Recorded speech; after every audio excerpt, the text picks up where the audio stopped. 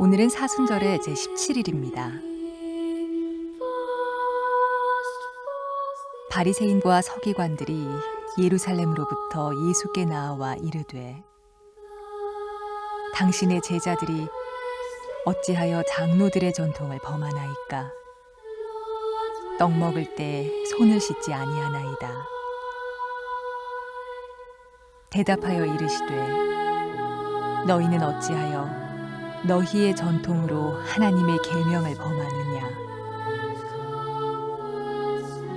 하나님이 이르셨으되, 내 부모를 공경하라 하시고, 또 아버지나 어머니를 비방하는 자는 반드시 죽임을 당하리라 하셨거늘,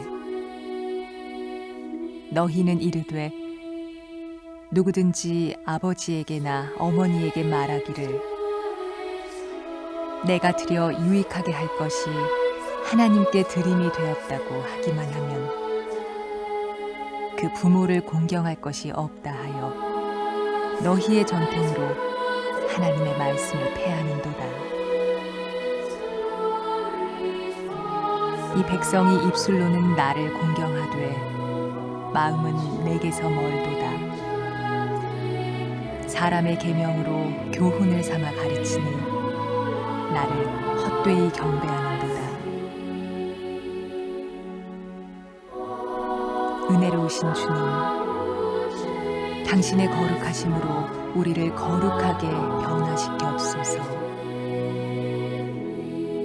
종교적 확신과 전통에 빠진 나머지 생명과 은혜의 진리에 둔감치 않게 하소서.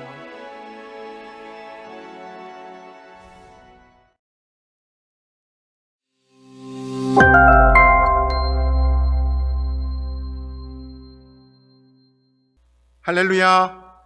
2022년 한인연합감리교회 사순절 연합 특별 새벽 집회에 3월 21일 월요일 말씀을 전할 미네소타 복음연합감리교회 윤국진 목사입니다. 하나님의 말씀을 사모하여서 이렇게 함께 모이신 전국의 연합감리교회 교인 여러분들 환영하고 축복합니다. 오늘 우리에게 주신 하나님 말씀은 출애굽기 26장 30절로 37절까지 말씀입니다. 제가 표준 세번역 성경을 가지고 읽도록 하겠습니다. 성막은 내가 이 산에서 너에게 보여준 규격대로 세워라. 청색실과 자주색실과 홍색실과 가늘게 꼰 모시실로 휘장을 짜고 그 위에 그룹을 정교하게 수를 놓아라.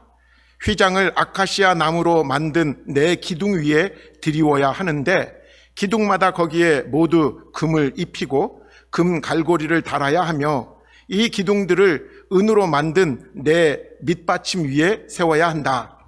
너는 그 휘장을 갈고리에 걸어서 늘어뜨리고 그 휘장 뒤에 증거궤를 들여놓아라. 그 휘장이 너희에게 성소와 지성소를 구별할 수 있게 할 것이다. 지성소에 있는 증거궤는 속죄판으로 덮어라. 휘장 앞으로는 북쪽에 상을 차려놓고 그 상의 맞은편인 성막의 남쪽에는 등잔대를 놓아라. 청색실과 자수색실과 홍색실과 가늘게 꼰 모시실로 수를 놓아 장막 어기를 가리기는 막을 짜라. 아카시아 나무 기둥 5을 만들어서 거기에 금을 입히고 금 갈고리를 만들어 붙여서 이 막을 치는데 쓰이도록 하여라. 그리고 밑받침 5은 놋쇠를 부어 만들어라. 우리에게 주신 살아계신 하나님의 말씀이십니다. 우리에게 주신 하나님께 감사합니다. 말씀을 위해서 기도합니다. 살아계신 하나님, 모세에게 일러주신 이 말씀이 오늘 코로나 팬데믹 이후를 살아가야 할 사랑하는 백성들에게도 똑같은 지혜의 말씀, 생명의 말씀 되게 하여 주시옵소서. 성령님, 이 시간 전하는 자와 듣는 자가 주님 안에서 하나 되게 하여 주옵소서. 감사합니다. 예수님 이름으로 간절히 기도합니다. 아멘. 오늘 말씀은 성막에 대한 말씀입니다. 구약의 성막이 왜 신약을 살아가는 우리 성도들에게 중요한 이유일까요? 그건 분명히 성경에서도 말씀하신 것처럼 성막은 곧 예수 그리스도의 모형이고 또 그림자이기 때문입니다. 신약 성경 히브리서에서 성막을 이렇게 말하고 있죠. 히브리서 8장 5절 말씀입니다. 그들이 섬기는 것은 하늘에 있는 것의 모형과 그림자라. 모세가 성막을 지으라 할 때 지시하심을 얻음과 같으니 이르시되 삼가 모든 것을 산에서 내게 보이던 본을 따라 지으라 하셨느니라. 성막이 뭐라고요? 하늘에 있는 것의 모형과 그림자라고 했습니다. 특별히 오늘 본문에 나오는 성소와 지성소를 구분하는 휘장, 이게 바로 예수 그리스도 그분을 증거하는 구약에서 발견되는 기독론이라고 말할 수가 있습니다.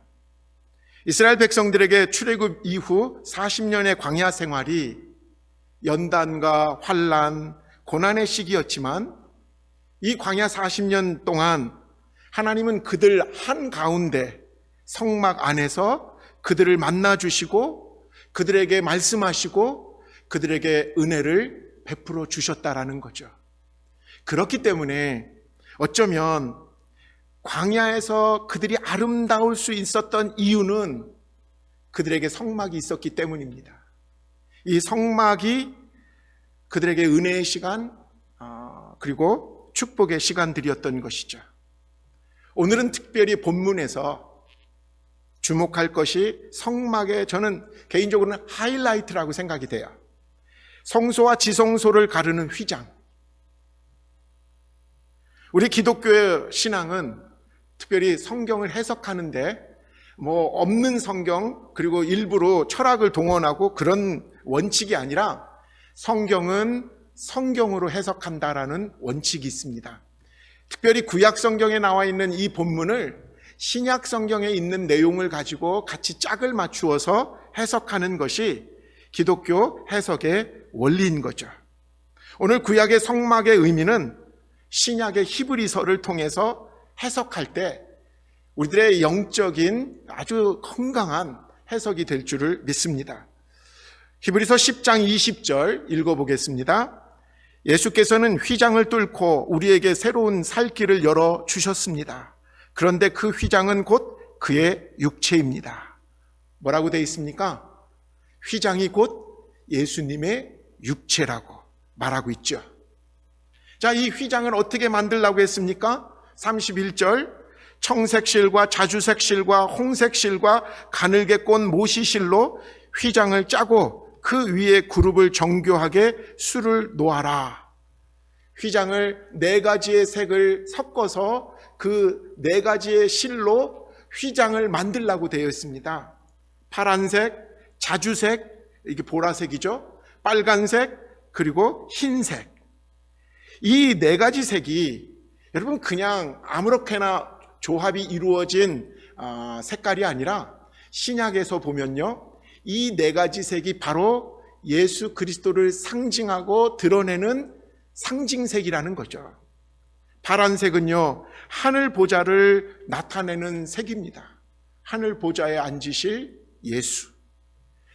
보라색, 자주색은요, 왕의 권세를 상징하는 색깔입니다. 붉은색, 홍색은요, 고난과 피의 상징이 붉은색이죠. 흰색은요, 순결과 의의 색깔입니다. 여러분, 이 4가지, 이 4가지의 색깔이 곧 예수 그리스도를 상징하는 그 색깔이고, 그 예수 그리스도가 바로 휘장이 되시고, 그분의 몸이 성소와 지성소를 가로막고 있는 휘장이었다라는 거죠. 여러분, 우리는 여기에서 예수님만이, 여러분, 지성소로 들어가기 위해서 휘장을 지나야 되는데 오직 예수 그리스도만이 우리의 유일한 길이고 그리고 문이라는 사실을 우리는 여기서 깨닫게 됩니다.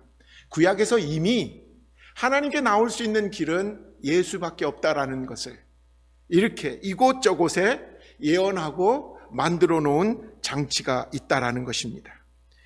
여기에서 이 휘장 위에 그룹, 천사를 상징하는 그룹을 정교하게 수놓으라고 했습니다. 천사는 2 종류가 있어요. 구약에서 보니까 그룹이라고 불리는 천사가 있고 스랍이라고 부르는 천사가 있습니다. 이게 역할이 좀 다른 천사예요. 대부분 그룹이라고 불리는 천사는 지키는 일을 하는 천사예요. 하나님의 거룩함을 지키고, 그리고 마귀가 들어오지 못하도록 지키고, 그리고 불의가 어떻게 보면 침범하지 못하도록 지키는 것이 그룹이라는 거죠. 이 천사가. 스랍은 심부름꾼, 하나님이 뭐 이렇게 갖다 줘라, 아니면 이렇게 전달하라, 이런 일을 하는 때 스랍 천사가 이 일을 감당하게 되는 거죠. 천사 그룹이 성경에 처음 나오는 곳이 창세기 3장입니다. 굉장히 빨리 나오죠. 창세기 3장에 보면 아담과 하와가 에덴 동산에서 쫓겨나는 장면이 나옵니다. 그곳에서 창세기 3장 24절에 보세요. 이같이 하나님이 그 사람을 쫓아내시고 에덴 동산 동쪽에 그룹들과 두루 도는 불칼을 두어 생명나무의 길을 지키게 하시느니라. 아담과 하와를 쫓아내시면서 하나님은 그때부터 이미 인류 구원의 계획을 가지고 계셨다라는 것을 볼 수가 있습니다. 그룹 천사를 죄인된 인간이 함부로 따먹지 못하도록, 그리고 그 죄 상태에서 영원하게 존재하지 못하도록 그룹 천사가 생명나무를 막았다라는 거죠. 여러분, 이것이 바로 지금 예수 그리스도를 통해서 우리에게 보여주시고 계획하신 죄사함과 은혜의 사건, 그러니까 구원과 죄사함이 이 휘장, 예수 그리스도의 몸이신 이 휘장을 통해서 우리에게 증거되어지는 내용입니다. 예수 그리스도 없이는 누구도 하나님께 나갈 수가 없다라는 것. 그리고 어떤 사람도 나가는 것을 예수님은 자기 외에는 안 되니까 막아놓으셨다라는 것을 우리에게 알려주고 계시죠. 오늘 본문 33절, 34절에 주목하게 됩니다. 너는 그 휘장을 갈고리에 걸어서 늘어뜨리고 그 휘장 뒤에 증거궤를 들여 놓아라. 그 휘장이 너희에게 성소와 지성소를 구별할 수 있게 할 것이다. 지성소에 있는 증거궤는 속죄판으로 덮어라. 이 휘장에 의해서, 이 휘장이 내려짐으로 말미암아 앞에 부분은 성소가 되고 더 안쪽으로는 지성소가 구별되어지게 된다라는 거죠. 그 지성소에는 증거궤, 그러니까 모세의 율법이 담겨있는 언약궤라고 불리는 그 증거궤를 놓게 되고요. 그 증거궤 위를 덮는 뚜껑을 속죄판이라고 이름을 부르고 있습니다. 이 속죄판을 개역 성경에서는 속죄소라고도 부르죠. 근데 이게 좀 해석하기가 언뜻 들으면 이해가 안 되는데 영어 성경으로 보면요, 이 속죄판을 mercy seat, 은혜의 자리, 은혜의 보좌라고 부릅니다. 우리가 가끔 기도하고 찬양할 때 이런 찬양 많이 하잖아요. 은혜의 보좌로 나아갑니다. 이게 속죄소예요. 속죄판. 하나님께서 우리를 만나 주시는 곳, 인간을 하나님이 만나 주시는 장소가 이 mercy seat, 은혜의 보좌, 여기라는 거니까 지성소 안에 들어있는 말씀 위에 이렇게 속죄소를 만든 그곳에서 하나님이 인간을 만나시는 장소가 거기라는 것이죠. 근데 이 곳을 향해서 나가기 위해서 사람들이 어떤 시도를 해도 규제를 합니다. 휘장에 의해서 지성소로 나가는 길은 한마디로 천사, 그룹에 의해서 지켜지게 됩니다. 그리고는 아주 예외적이고 제한적으로 막게 되는데, 한마디로 죄인들은 막힌 길인 것이죠. 제사장만이 제사장 중에서도 대제사장 한 명만 빼고는 아무도 거기에 들어가지 못합니다. 또 그 한 명인 대제사장조차도 아무 때나 들어갈 수 없습니다. 1년에 꼭 한 번 대속죄일 날, 그때 온몸에 속죄의 삐를 뿌리고 그러고야만 들어가는 곳이 바로 그 지성소고, 그리고 하나님이 만나 주시는 은혜의 보좌인 것이죠. 근데 여러분, 그 대제사장일지라도 스스로 정결하지 못하고 그 지성소에 들어갔다가는 여러분 즉시로 그 대제사장이 죽어 나가게 됩니다. 오죽하면 대제사장 몸에 이렇게 끈을 묶어서 쭉 밖으로 이렇게 느려뜨려 놓은 상태에서 지성소로 조심조심 들어간다라는 거죠. 만약에 지성소에서 제사장이 죽었다가 쓰러지잖아요? 그럼 이제 방울도 있어요. 대제사장이 움직이는 소리가 밖에서 다 들리게 돼 있는 거예요. 근데 자기의 죄를 해결하지 못하고 정결하지 못하고 들어갔다가 죽게 됐을 때 처리를 못하니까 밖에서 줄로 빼내는 거죠. 이 정도로 여러분, 지성소에 들어가는 것은 아무도 못 들어가고 제한되어 있고, 그리고 두렵고 떨림으로 어쩔 수 없이 그 자리로 나아가게 되는 상황이었던 것이죠. 이 말은 오늘 우리들에게 이렇게 말해줍니다.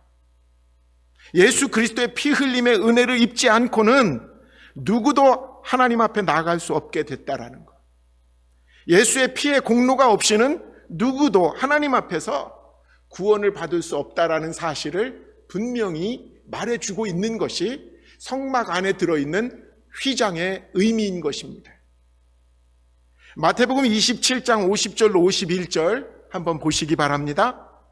예수께서 다시 큰 소리로 외치시고 숨을 거두셨다. 그런데 보아라, 성전 휘장이 위에서 아래까지 두 쪽으로 찢어졌다. 그리고 땅이 흔들리고 바위가 갈라지고. 지성소에 들어갈 수 있는 방편은 딱 한 번, 대제사장이 1년에 딱 한 차례 대속죄일 날 피를 온몸에 뿌리고 나아가는 것이었는데, 예수 그리스도께서 십자가에 죽으시러 가는 그 순간에, 죽으신 그 순간에 휘장이 위에서 아래로 찢어졌다라는 거죠. 쫙 찢어졌다는 거. 밑에서 찢은 게 아니라 하늘 위서부터 아래까지 찢어졌다라는 거. 그러면서 어떤 일이 벌어졌다라는 거예요? 우리 모든 인간이 지성소로 나아갈 수 있는 길이 환하게 열리게 되었다라고 히브리서는 이 장면을 이렇게 증거하고 있습니다. 히브리서 10장 19절로 20절. 그러므로 형제자매 여러분, 우리는 예수의 피를 힘입어서 담대하게 지성소에 들어가게 되었습니다. 예수께서는 휘장을 뚫고 우리에게 새로운 살 길을 열어주셨습니다. 그런데 그 휘장은 곧 그의 육체입니다. 사순절은 바로 이 예수님의 십자가, 이것을 묵상하는 절기입니다. 예수님께서 십자가에 못 박혀 몸이 찢겨지시고 그 안에 계신 물과 피를 다 쏟아내신 것, 그 이유가 바로 우리로 하여금 죄와 사망에서 멸망하지 않고 하나님 앞으로 담대히 나아가 하나님의 자녀가 되어 영생을 얻는 그런 능력을 우리에게 주시기 위해서 예수님께서 십자가에 달리셨다라는 것. 예수님이 흘리신 피의 권능이 우리를 모든 죄와 사망에서 해방시켜 주셨다라는 것. 이걸 우리가 믿을 때 예수 그리스도만이 하나님께 나가는 유일한 길입니다. 그분이 나의 모든 삶의 진리를 주관하시며 나의 생명 되십니다.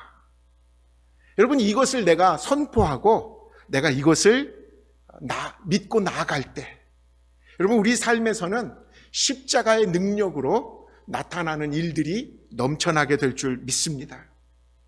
이것은 머리로 믿는 것이 아니라는 거죠.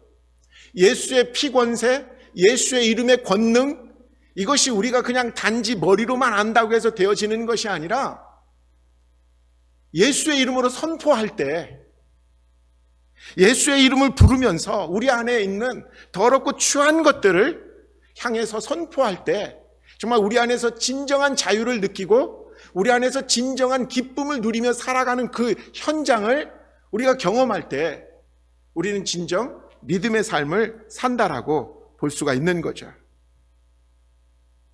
예수의 피로 저와 여러분은 더 이상 마귀의 자녀가 아니라 하나님의 사랑받는 자녀가 된 줄 믿습니다.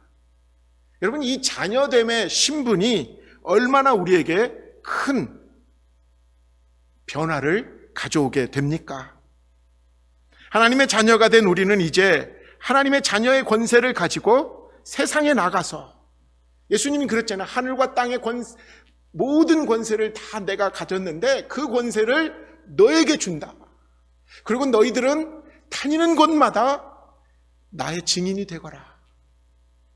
여러분, 이 권세가 저와 여러분들에게 예수의 이름을 믿고 그 예수의 피 권세를 통해서 이 땅에 살아가는 저와 여러분들에게 이미 있다라고 믿습니다.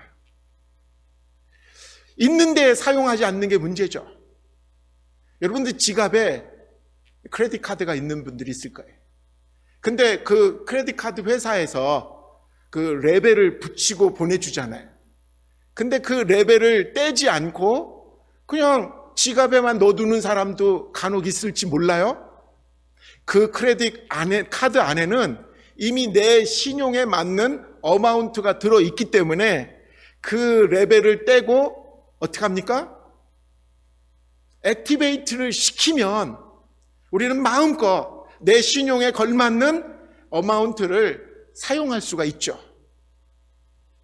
내가 하나님의 자녀가 되었다라는 것, 하나님의 자녀가 되는 권세를 가지고 있다라는 것, 그것이 바로 예수 그리스도의 흘리신 피의 권세 때문에 주어진 권세라는 것, 권능이라는 것. 여러분, 그거를 깨달았다면 우리는 믿음으로 선포해야 됩니다. 악한 세력을 향해서, 불의한 세력을 향해서 맞설 줄 알아야 돼요. 내가 의로워서가 아니라 예수 그리스도의 의로우신 그 이름으로 맞설 수 있어야 되고, 그리고 어둠의 세력을 향해서는 물러가라고 선포할 수 있어야 된다라는 거죠. 이제 코로나 팬데믹 이후 펼쳐질 새 시대에 우리가 어떤 믿음으로 살아가야 될지 오늘 성막에서 예수님이 휘장이 자신의 몸인데 이 휘장이 찢어지시면서 하나님께 나아갈 길을 열어놓으셨다라는 그 사실을 우리가 깨달으면서, 아, 내가 하나님께 나가는구나. 하나님께 나가서 하나님이 주신 권세를 사용하며 살아가야 되는구나. 새 시대, 예수의 피 권세를 힘입어서 이 어렵고 힘든 이 마지막 시대에 여러분들 회복시키는 사람 되시기 바랍니다.